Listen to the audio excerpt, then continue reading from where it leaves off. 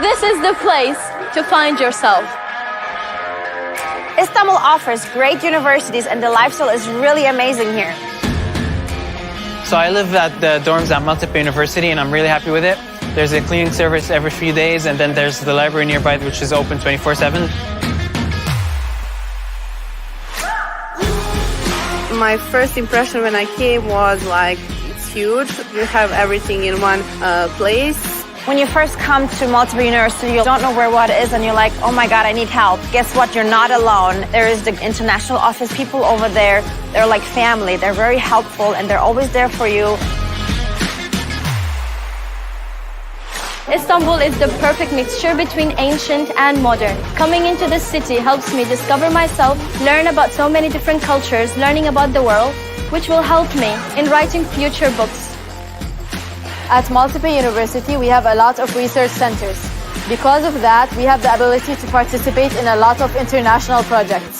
Here at Maltepe University, the education consists of both practical and theoretical. We get the opportunity to practice everything we learn in class in real life.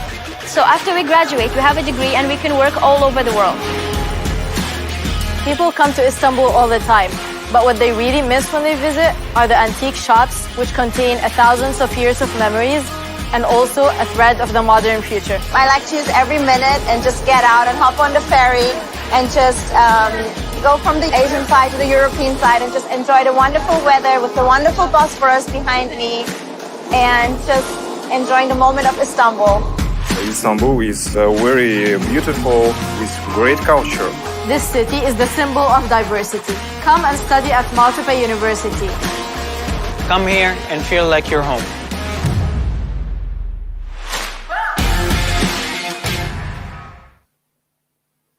Hello everyone, we will continue our third session. Now we start presenting with Nika Lomsadze about pandemic impact on human rights. Welcome, Nika. Thank you, Ahmed, for introduction. You're welcome. Hello everyone, I hope you're all doing well and healthy. Let me share my screen, okay? Okay.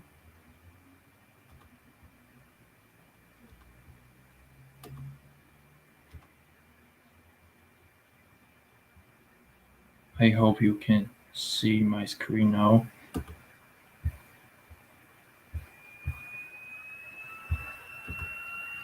Yes, now okay, but full screen, please. Okay. Okay, everything is right. Can you see? Yes. Can you confirm that you Yes, can okay. see? Okay, I thank see, you. yes. Okay. Okay, hello again, everyone. And first of all, I want to thank Maltepe University for such great opportunity to be among such speakers. And I have opportunity to show my presentation to you. It's titled Pandemic Impact on Human Rights. Okay, in my presentation, I'm going to talk about what are the results of COVID-19, what were the measures implemented by states to prevent the spreading of the COVID-19. Yes, what were the results of such measures and what are the new ways, the new solutions to cope up with such crisis. Let me begin with a general overview. We all know that 2020 was a disastrous year for human rights all around the world, and the COVID-19 managed to, in a few months, demolish absolutely every standard of human rights. So states and international organizations appeared in big problem, big trouble, as they had to maintain balance between the measures to prevent the COVID, and on the other side, they had to protect the lives of human beings and as well as the rights of humans. So now we can say that we are standing at a crossroad now, and the vector we choose now will define and will shape the future of our lives and the future of next generation. So such a situation makes me more responsible to you to show and suggest some good and appropriate measures to cope up and solve such crises. Now I want to talk about the vulnerability of the world. I want to talk about this issue because the vulnerability and the unpreparedness of the world resulted in the loss, the most precious for us, for lost the lives of human beings. Yes, and you can see here the photo of Universal Declaration of Human Rights. I selected this photo because I want to say that we have some great regulations around the world, such as Universal Declaration or another international conventions, and we have constitutions of each state, where human rights are considered as supreme values that must be protected. But in practice, as COVID showed us, these rights are not as protected as they are regulated. This resulted in the weakness of health system, and not only in a health system, in social security and social assistance system, and etc. etc. Yes, so such devastating situations uh, uh, uh, created the necessity of the measures that can stop COVID-19. And these measures were mostly lockdown, curfew, quarantine, and restrictions on travel, as you can see on my slide. The most states have imposed such measures in accordance with WHO's recommendations. And what we can say about these measures? Okay, at the beginning they were quite good and effective because as a result of less communication and less meetings, the spreading and the velocity of the spreading of COVID-19 has slowed down. But these measures had some negative side effects, and I'm going to talk about these side effects more elaborately. I mean, in side effects, I mean the human rights which were violated. And I want to talk about the first failure to provide social and medical assistance.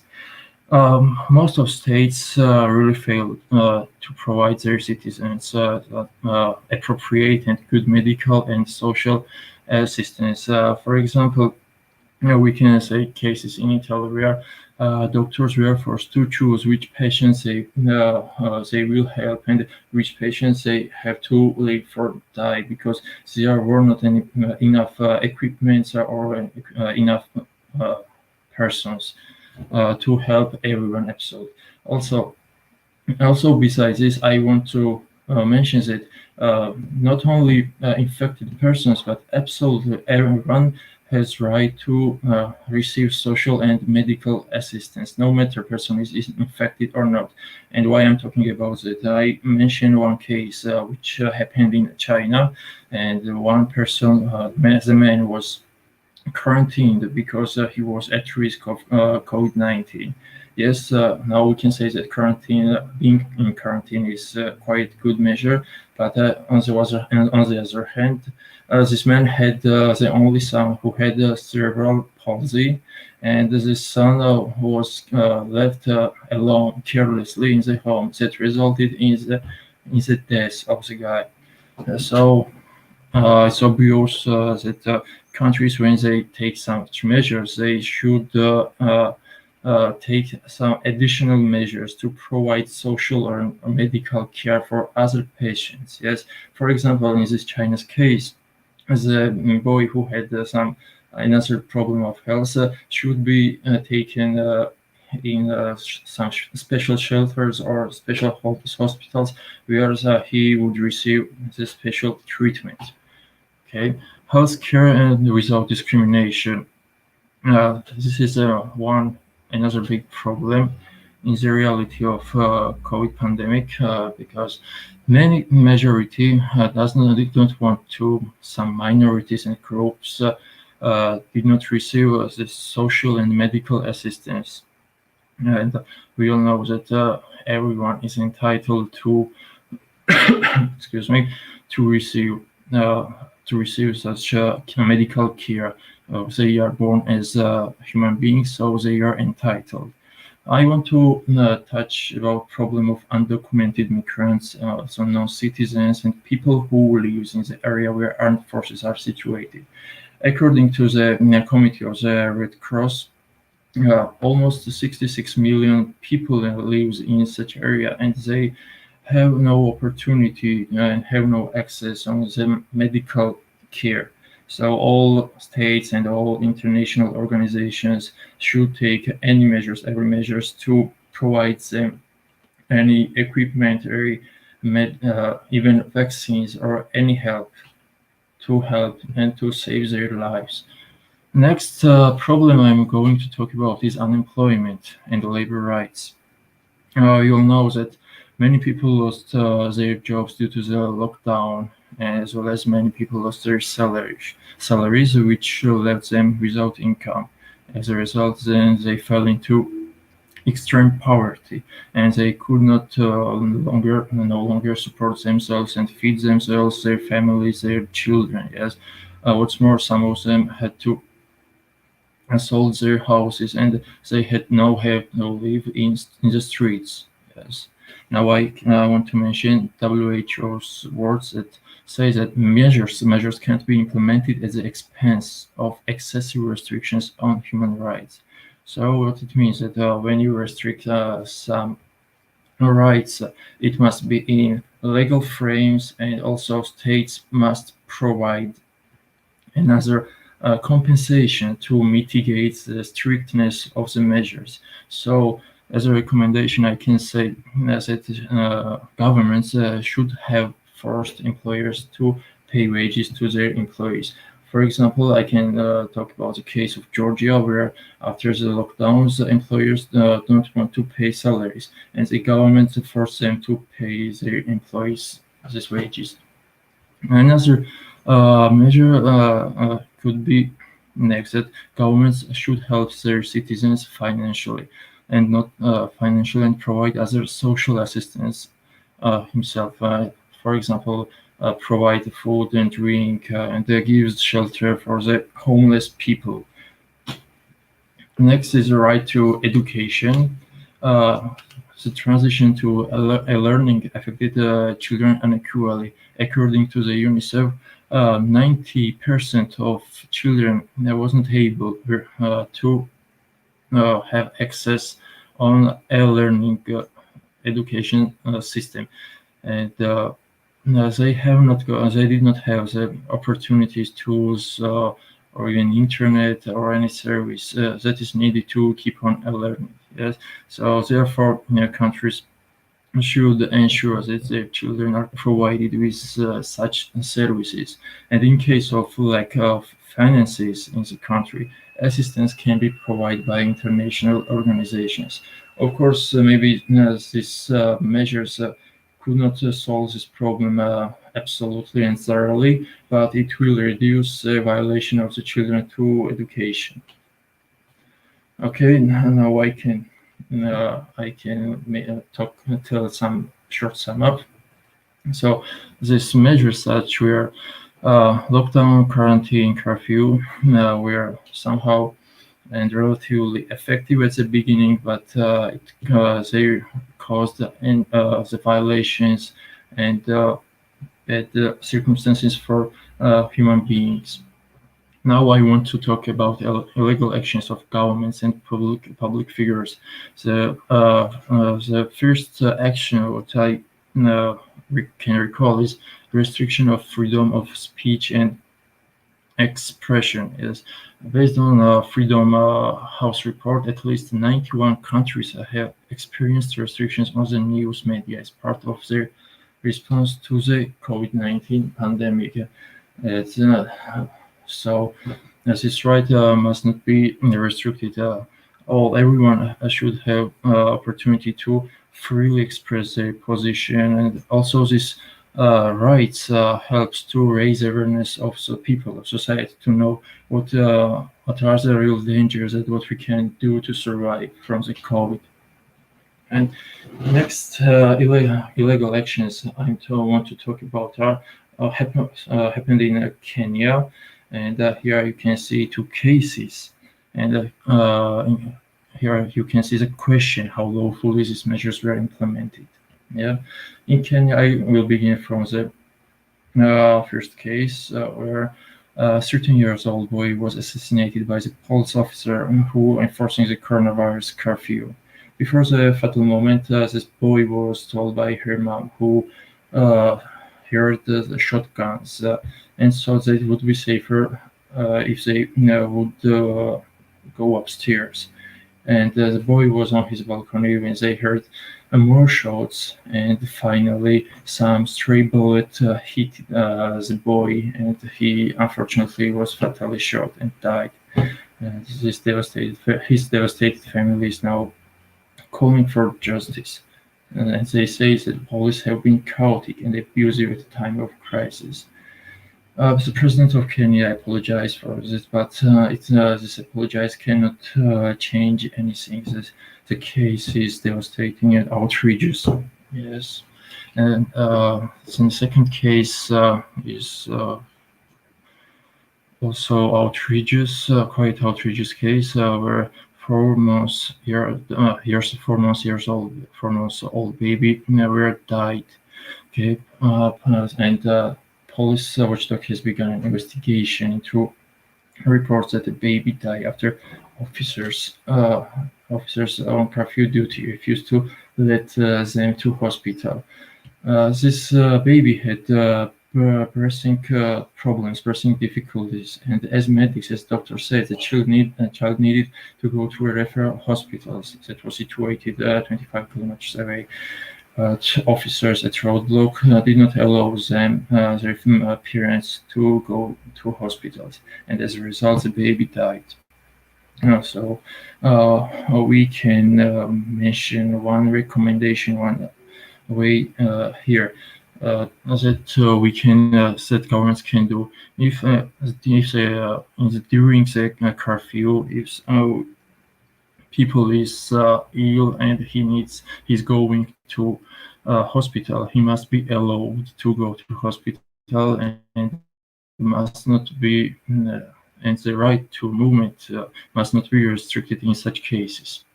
Next case happened in the Philippines, and I want you to have a clear imagination, and I added photo here. In Philippines, because of the violation of curfew, police officer arrested persons and placed them into a dog cage.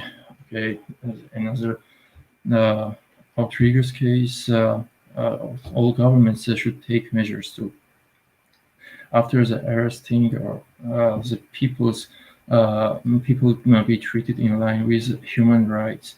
This fact is out of the measures, out of the extent of human rights standards, and I'm at loss for words. You can judge this case. Now I'm going to suggest you some measures, relatively new measures that help us to solve this crisis, the COVID-19 crisis. And first one I mentioned is the states and international organizations should be able to work together and help each other, because no single country can solve independently these complex human rights challenges.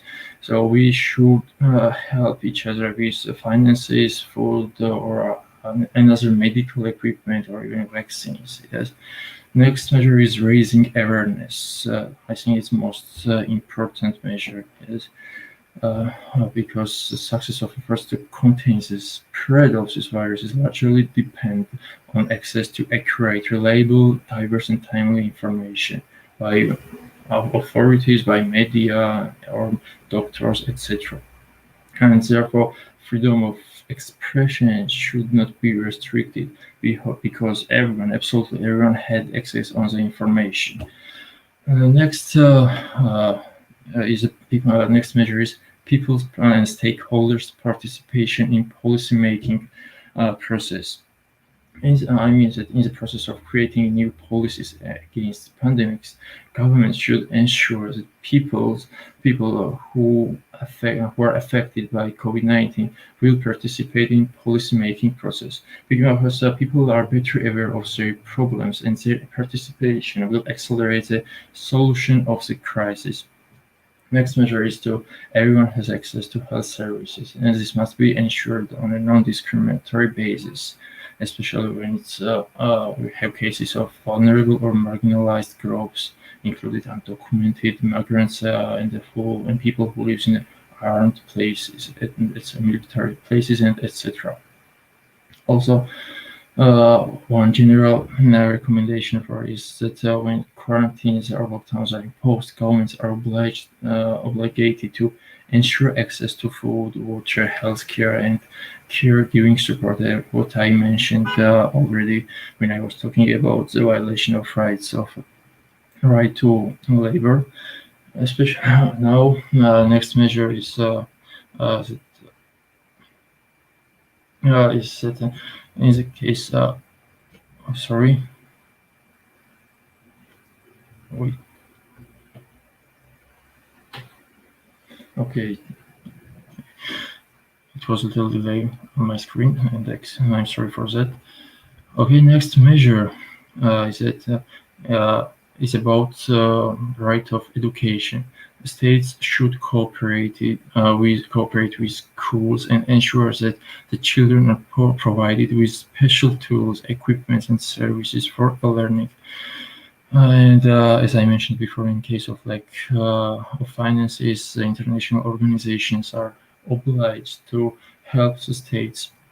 And next and final measure for me is to impose certain exceptions and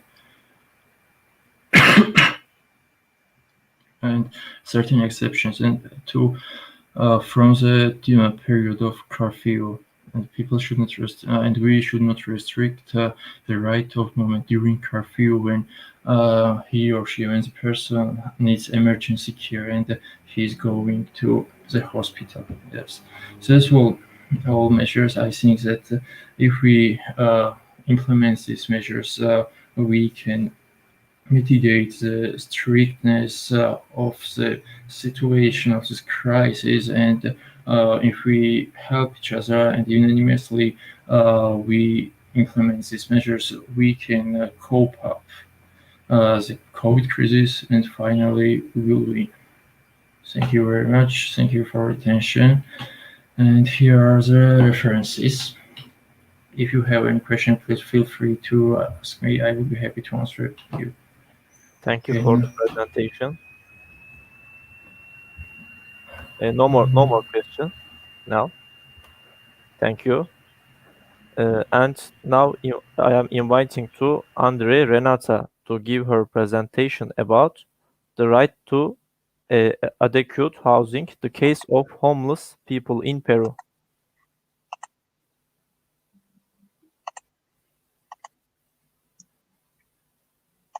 Okay, can you see my... Okay, I see. Thank you. Yeah? Okay, Yeah. Thank you very much. Okay, good afternoon there, I think, to everyone. My name is Andrea Carranza. I'm a master's student in human rights. And first of all, I want to thank Maltepe University for this opportunity and this space to talk about the right to adequate housing and the case of homeless people in Peru. So we're going to start now. I have divided the presentation in 5 parts. First is a background about the policy of housing. After that, we are going to talk about this specific group, who are them, homeless people. After that, I want to reflect on the right to adequate housing and which ones are the state obligations about it. And we are going to present some guidelines for actions to respond to this public problem, and finally some preliminary conclusions of these ideas.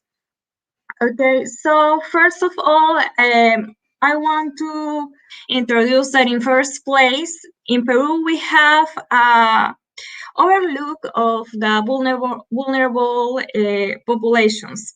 Why is that? Because the policy of housing from the 1990 until now has been focused on 2 aspects. First, we have a privatizing state and a model of free market. So this has led to a formal sector and an informal sector. So what the state has done to provide houses for people is basically lead them to the free market and give subsidies under two regimes. The first is Nuevo Crédito Mi Vivienda. In Spanish, is like a credit. In English, is like a credit for people, but this is aimed at middle-class people. And there we have another one that is Techo Propio, that is for low class, but still not that low class. So it doesn't get to people like in very poor conditions. And on the other hand, because of this policy, what people who don't have money to access to a credit have done is to settle on the peripheries of the capital of Lima. And this has led to a widespread informal sector, and what the state has done regarding this is just to formalize individual property through COFOPRI. So the main conclusion that we want to point out at this point is that housing for the Peruvian state is not a human right. Under our current constitution or Magna Carta is basically a commodity. It's not a human right. So with this in mind, we are going to understand why people have not, or well, authorities have not paid attention to some other sectors who also need access to affordable housing. Okay, so now I want to about homeless people. So homeless people appear to our eyes because of pandemic. Once the restrictions started at Peru, these people had no place to go. So obviously, people were asked to go home or to stay there, but there were people who weren't able to do that. So because of the local government, there was the beginning of last year a census that gave us some very important information for the very first time in my country. So people only in the center of Lima were registered in order to take some other alternatives. So we saw some very important characteristics of these people. That, for example, they did not have family support, they had many health problems and addictions, and most of them were older people. 6,000 people only in the center of Lima, in downtown Lima, were older people who had no place to go. So that is a very important number. And we also find people with disabilities and Afro-Latin American people and also migrants. And it's important to point out why migrants are so important because, well, we have received many people from Venezuela, taking into account that Peru is the second country who receives these people because of the crisis of Venezuela, just behind is the second behind Colombia. So we have here approximately 1 million people. And because of this situation that was visible to our eyes, there were some important initiatives that were taken for the municipality of Lima. We have two of them. The first one was the program Volver a Casa. Volver a Casa tried to recover these people or rescue these people from the streets and recover their identities and establish their lost networks with their families. So they were like they were in like temporary refugees, and after that in temporary shelters, and after that they could go home if their family was found. And the other one is Casa de Todos, who was for the very first time a new shelter only aimed at these people. And through this, there were like 120 people who received food, who received housing, and who also received security and many other social services.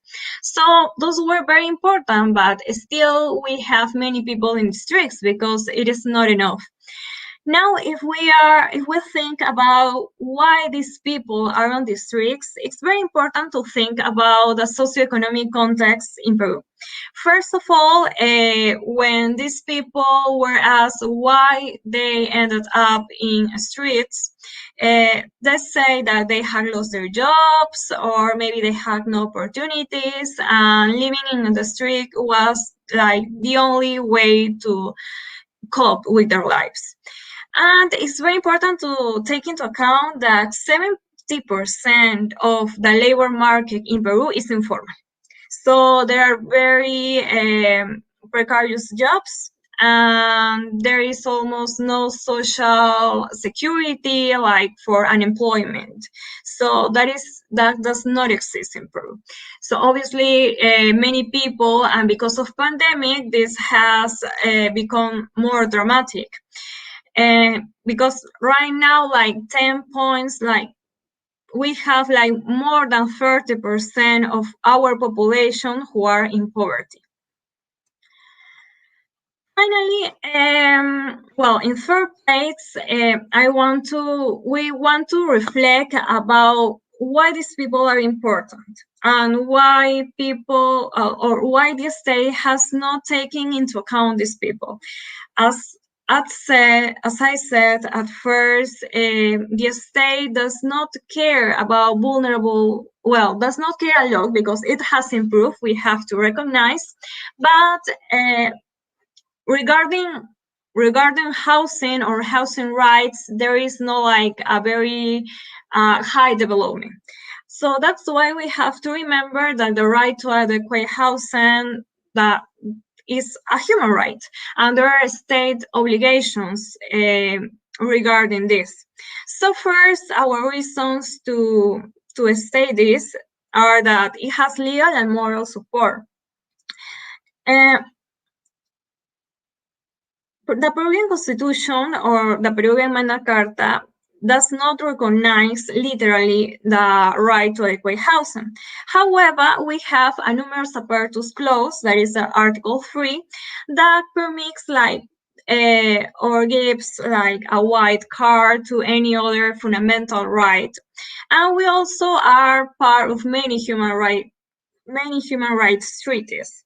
So obviously this is an obligation to take immediate measures to guarantee this right.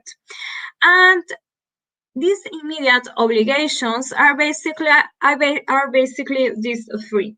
The first one, prioritize groups in vulnerable situations. As any right, as any social right, many people say that these are progressive rights, and that is very difficult to comply with the obligations. They need money, a lot of money, probably.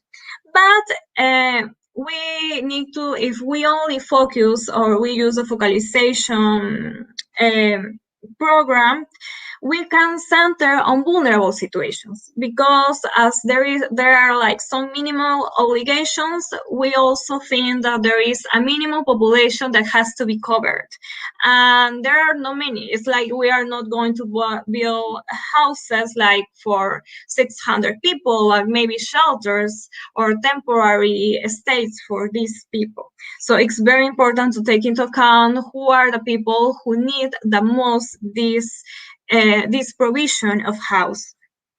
Okay, and after that, well, the state also needs at least an adoption of a national housing strategy, that needs to include all these vulnerable populations. For example, the housing policy that grants credits and subsidies does not consider, for example, a gender approach, or does not consider people with disabilities that have much more difficulties. So it's very important to take into account these people in a new national housing strategy.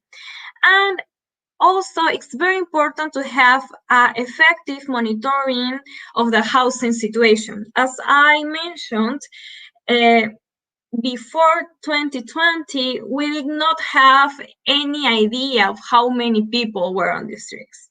We just went past these people when we were walking on the streets. So it's very important the action that took the municipality of Lima to try to register who were these people. But it's also important to state that this has been just a local initiative. It's not been like, it hasn't extended to the peripheries of Lima, and Lima is a very large capital, and it has not, and we don't have any information about other departments. So it's very important to insist on this obligation, that we need effective monitoring of the housing situation, because still many people do not have access to shelters. And finally, it's very important also this element that has to be with the normative content of this human right, is that obviously having or accessing to adequate housing is more than having a roof over one's head. This means obviously that there are some characteristics of this right, like legal secure of tenure, affordability, habitability, availability of services and facilities, accessibility, location, and cultural adequacy. When we talk about homeless people, obviously, maybe we are not talking about access to credits or subsidies to build a home. But we can talk about, for example, habitability and availability of services. The program that I mentioned that implemented the municipality of Lima, called Casa de Todos, or Home for Everyone, in English, Home for Everyone, actually offers a different kind of services. So it has many services, and it has electricity, it has water, it has storage, and so it's very complex. And it's like a very good practice in the state that we want to point out. And obviously the location has to be in terms accessible to other services, other social services. Okay, taking that into account, seeing this problem that is not only in Lima, that we have, not only in the center of Lima, because these initiatives have only covered the people who are mostly in the center of Lima. We need to have some guidelines for actions. So last year, the special rapporteur from the United States, Leilani Farhat, elaborated and realized a series of 16 guidelines for action to guarantee the right to adequate housing. For homeless people, I think that it's necessary to take into account 4 of them: number 2, 5, 10, and 11. The first one, it says, take immediate steps to ensure the progressive realization of the right to adequate housing in compliance with the standards of reasonableness. This has to do, obviously, with the resources that are allocated, that the states allocate. So to prioritize the needs of disadvantaged and marginalized individuals. Obviously, the first one that we need to look up are homeless people. Then the second guideline is to eliminate homelessness in the shortest possible time. Here, states should provide access to safe, secure, and dignified emergency accommodation with necessary supports and without discrimination on any grounds, as well to adequate permanent housing. So it's important to take into account that maybe for some people, this is not going to be a temporary situation. Maybe for some people, it's going to be more difficult to go into society and get a new job and recover their family networks. So it's important that also permanent housing is provided. And we also have guideline number 10, ensure the right to adequate housing for migrants and internally displaced persons. There should be no discrimination on the basis of immigration status in access to emergency shelters. As I mentioned, this is very important right now because we have Venezuelan people living in Peru. Because of all the loss of jobs, it's very difficult for them sometimes to find shelters or housing or to afford any kind of housing. And guideline number 11, ensure the capacity and the accountability of local and regional governments for realization of the right to adequate housing. This is very important because there is no coordination right now between the national, regional, and local authorities. As I mentioned, as I highlighted, only the local government of Lima is the one who has done something about this problem. And the state, through the Ministry of Housing, has done very little about this because they, as I mentioned, they do not consider this problem. Maybe this should be not taken from like the view of the Ministry of Housing, but maybe because from the view of the Ministry of Social Protection, for example, as it's a social right that needs to be guaranteed. And well, obviously, all these levels should have housing strategies and adequate resources, and that local governments have the capacity to implement. Something that is very important is the local governments count with the necessary professionals, psychologists, and social workers, and that can actually manage the money that they are given. Another problem that is very common in Peru is corruption. So there is very few reliability on local governments. So we also need there like a lot of accountability.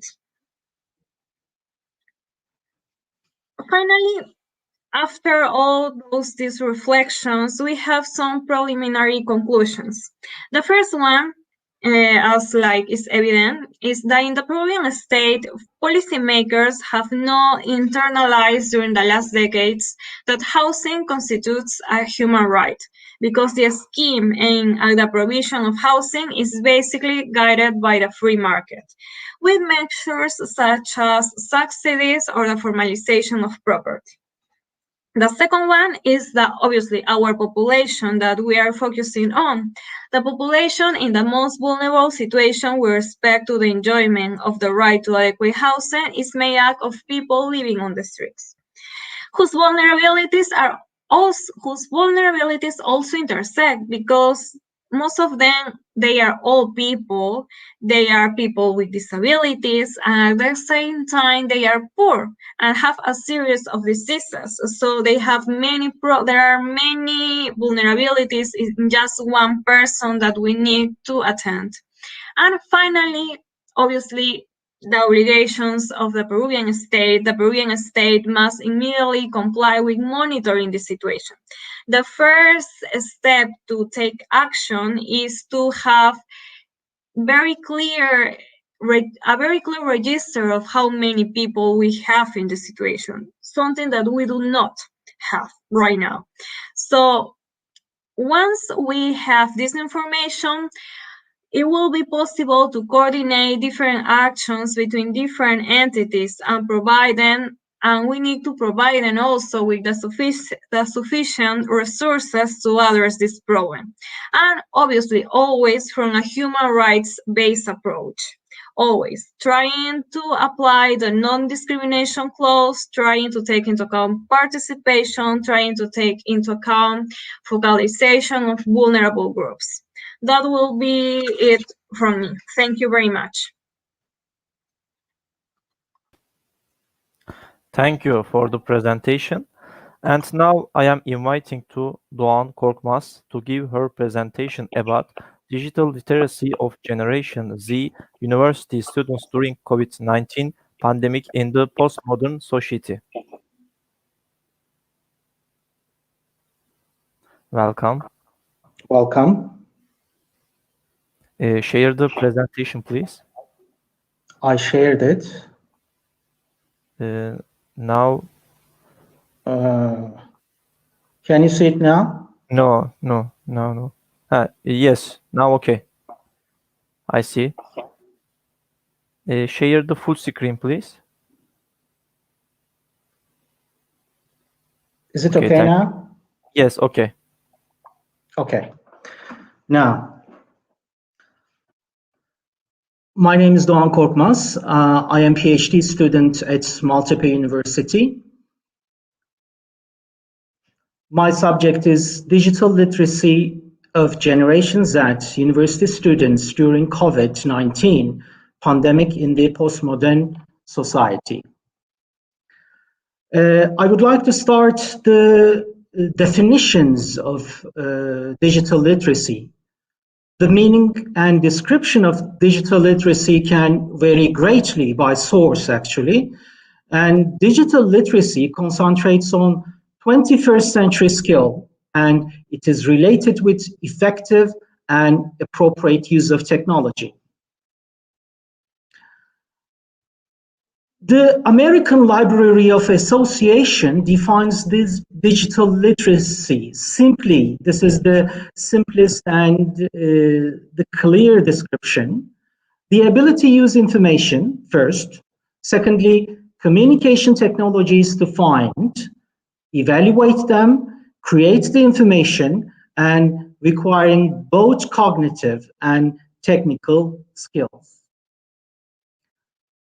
The other descriptions are, digital literacy is also the ability to understand, read text in multimedia environments.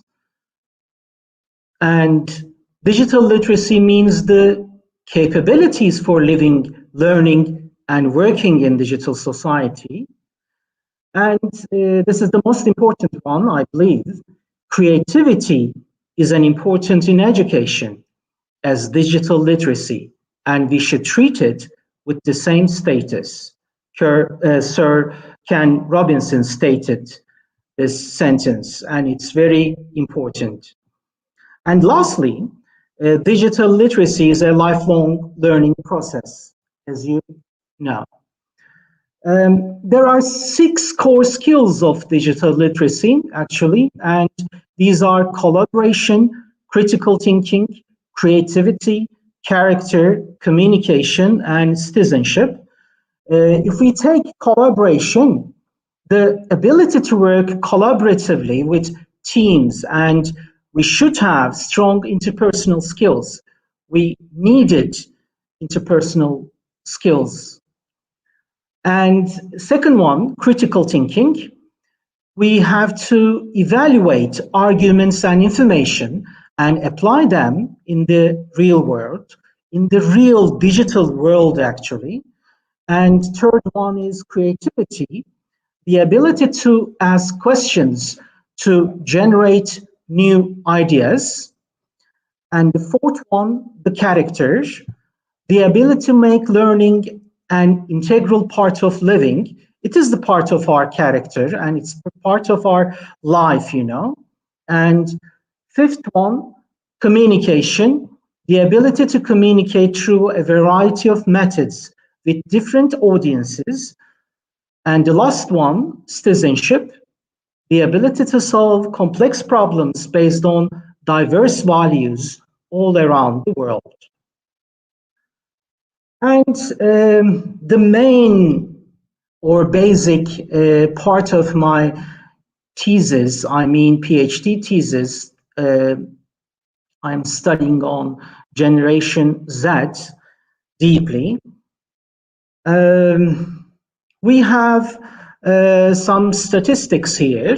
The population in Turkey in terms of generation, actually we are interested in Generation Z.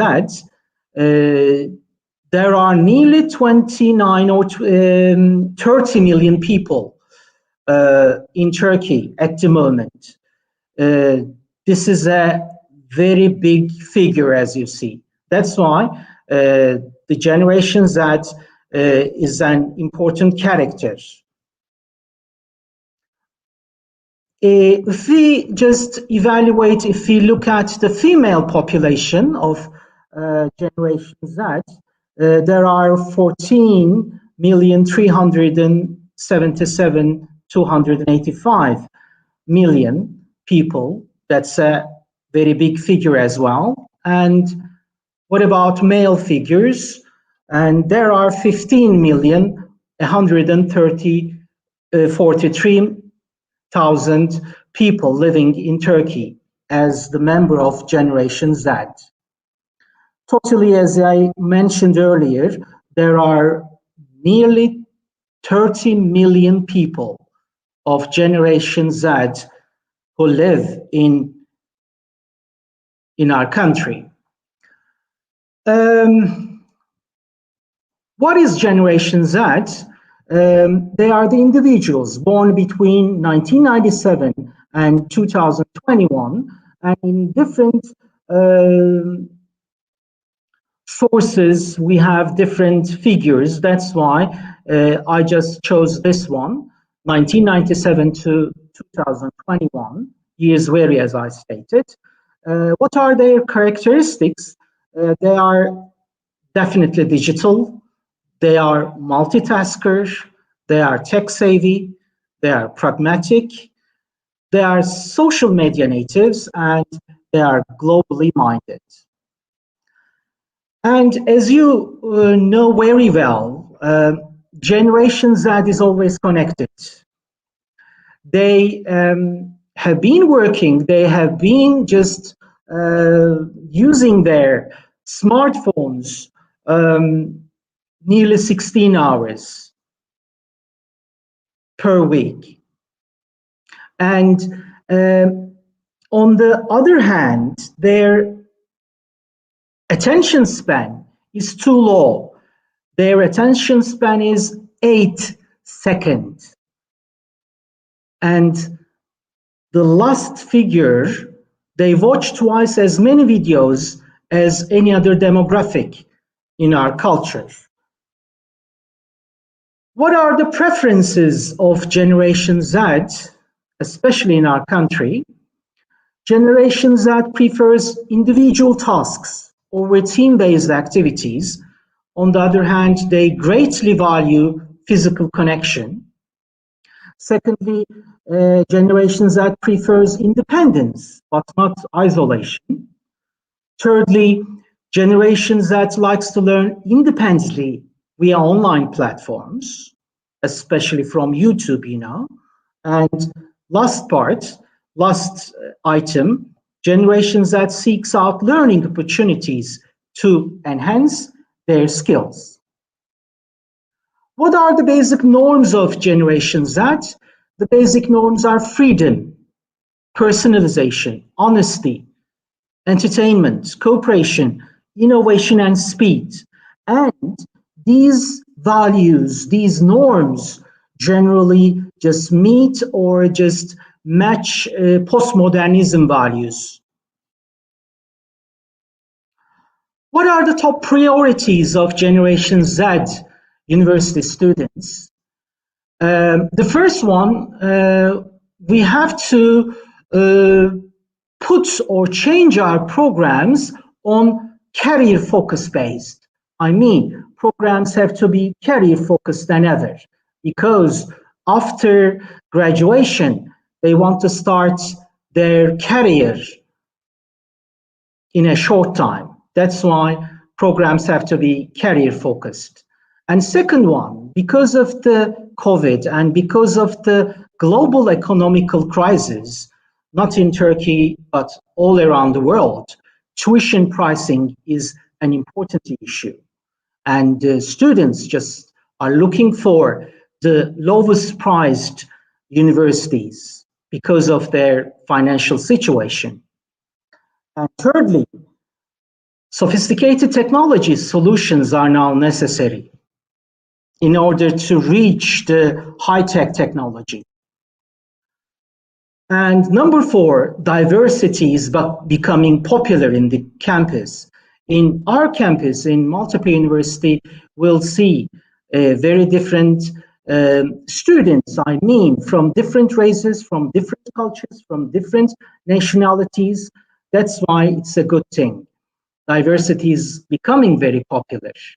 And the other top priority, emotional and psychological services are essential. Especially during COVID, we need psychological consultancy. That's a must. And last part, the living off campus is no longer unusual for us. The students prefer living off the campus, outside the campus. Now we have the impacts of COVID-19 pandemic on generations at university students. The first and the most traumatic one or dramatic one, physical and mental disorders because of the COVID. We can say obesity, some anxieties, and so on. And the second one is loss of their jobs. The students lost their jobs because of COVID lockdown period, and they had no chance for the internship opportunities. They could not have any opportunity to find internship. And the other one, they had no chance to socialize with their peers, with their friends and their teachers. And they came across cyberbullying, and we have, as you know, violence on the net, and we have gaming disorders. These are the basic problems. What changed actually after COVID-19? Actually, lots of things changed. Our morality, esteem, safety, our love, and food changed.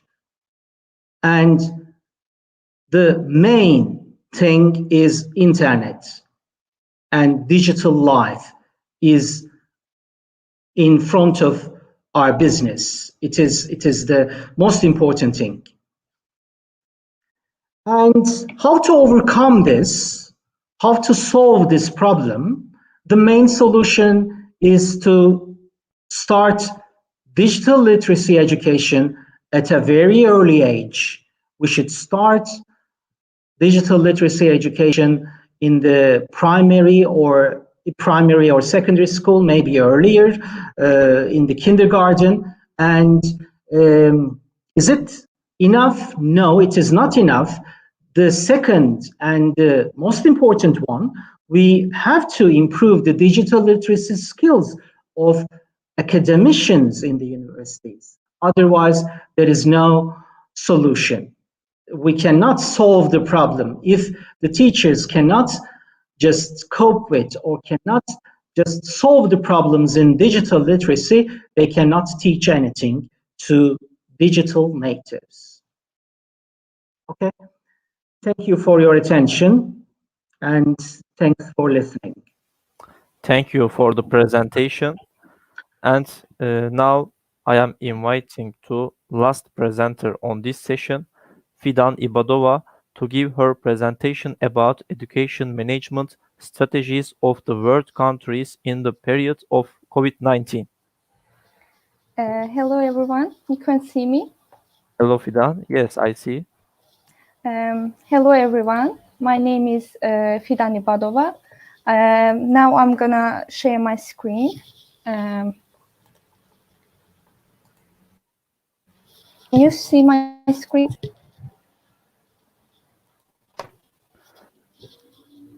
Yes, I see. Okay. My name is Fidan Ibadova. I'm the student of Khazar University, Azerbaijan. Today I'm going to talk about educational management strategies of the world countries in the period of COVID-19. Firstly, you can ask me why I use this topic for the conference. I chose this topic.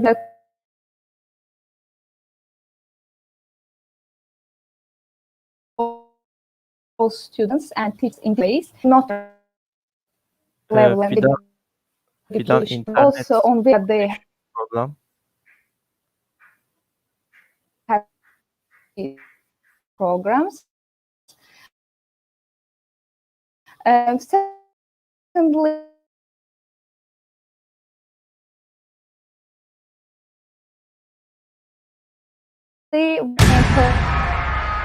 This is the place to find yourself. Istanbul offers great universities and the lifestyle is really amazing here. So I live at the dorms at Maltepe University and I'm really happy with it. There's a cleaning service every few days and then there's the library nearby which is open 24/7. My first impression when I came was like, it's huge. You have everything in one place. When you first come to Maltepe University, you don't know where what is and you're like, oh my God, I need help. Guess what? You're not alone. There is the international office people over there. They're like family. They're very helpful and they're always there for you.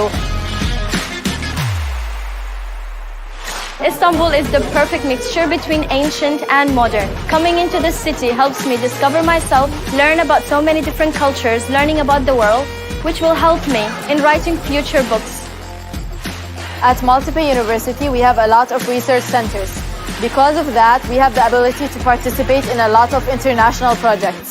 Here at Maltepe University, the education consists of both practical and theoretical. We get the opportunity to practice everything we learn in class in real life. So after we graduate, we have a degree and we can work all over the world. People come to Istanbul all the time, but what they really miss when they visit are the antique shops, which contain thousands of years of memories and also a thread of the modern future. I like to use every minute and just get out and hop on the ferry and just go from the Asian side to the European side and just enjoy the wonderful weather with the wonderful Bosphorus behind me and just enjoying the moment of Istanbul. Istanbul is very beautiful with great culture. This city is the symbol of diversity. Come and study at Maltepe University. Come here and feel like you're home.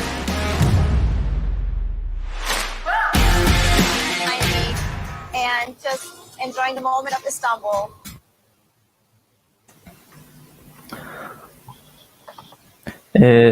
Repeat again, Fidan, please. Internet connection problem. Okay.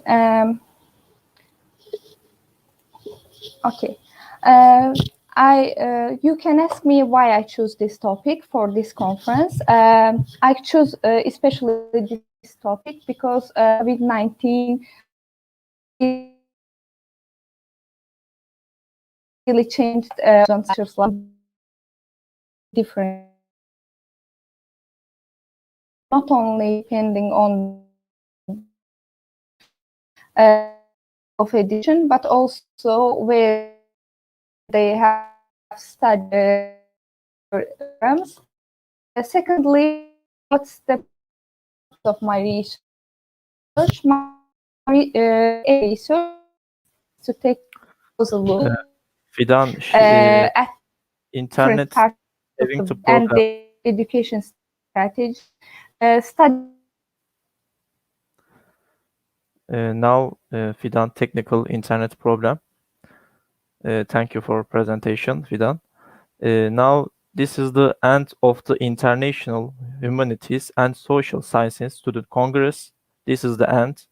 We would like to thank all the participants who participated in our Congress, all my teammates and instructors who contributed, and we would like to see you among us at the International Student Congress that will take place next year. See you soon.